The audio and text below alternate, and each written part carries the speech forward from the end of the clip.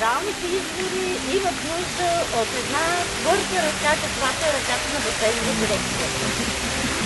Тъй като жителите на Велинград, желаем и районите на минералните фундази и каптажи да заприличат наистина, да добият липката за това столица, тъй като интереса е не само на жителите на града, а и на чужденците да видят откъде избира вода, къде се събира и как се направлява. Затова ние предприехме тази акция, инициативен комитет да поработим за Велинград, съвместно с вашето искане, като работим наистина, за да може града да придобият изворите необходимия вид. Днес сме организирали почиствания на всички минерални извори. Присъстват целият екип от басейнова дирекция. Вече вие ще ни кажете няколко думи. Тук са децата от горския техникум и жители, които живеят в съседство на Каптаж. Добре дошли в Велинград, пожелаваме ви много здраве и Велинград да ви бъде постоянно присъствие. Басейнова дирекция не случайно избра точно Велинград, тъй като считаме, че Велинград е действително спа центъра на Балканите, не само на България. И както госпожа Ключкова каза, това е действително грижа абсолютно на всички, т.е. не само на институциите, това е грижа на всеки гражданин и всички трябва да се грижим и да опазваме националното ни богатство, което имаме.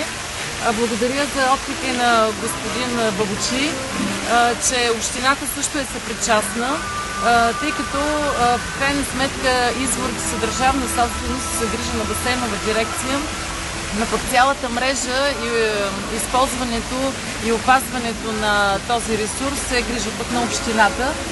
Така че надявам се от тук насетне действително всички институции, имайки предвид държавни, общински и инициативни комитети като този на госпожа Ключкова, заедно ръка за ръка да се грижим за всичко, което е наистина добър природен ресурс, което е за опазване от страна на държавата и на гражданите и да постигаме все по-добри резултати за издигане просперитета на България като един наистина добър спа център.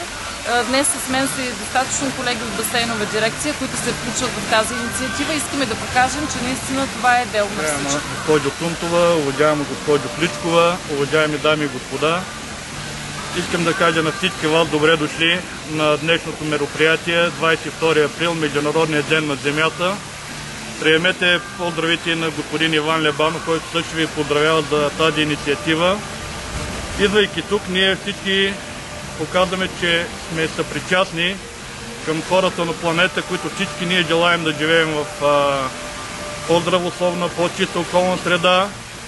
Всички ние ще демонстрираме с почистването, с опазването и ще даваме опит и на младите, на подрастващите с това пример, че ние трябва всички да се грижим и да опазваме природата. Така че тези инициативи за първи път са започнали преди 40 години в Америка и Канада, а от 20 години те се честват и отбелязват в България. Така че наше задължение ние тук на място да чистим и да опазваме околната среда в общината, в градовете, в селата, в които живеем. И нека това винаги да се прави и към по-добро и да не бъдем безразлични към природата. Благодаря ви.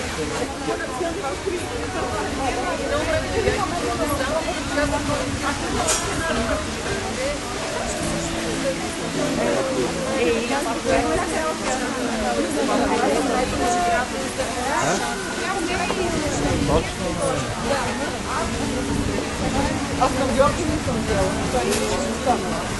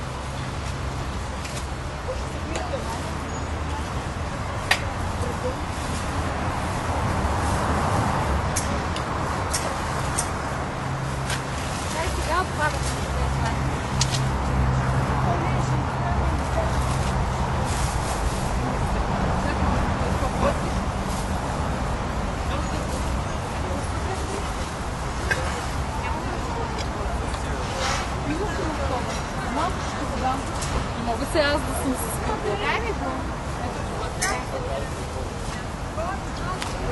Точно си го поискам.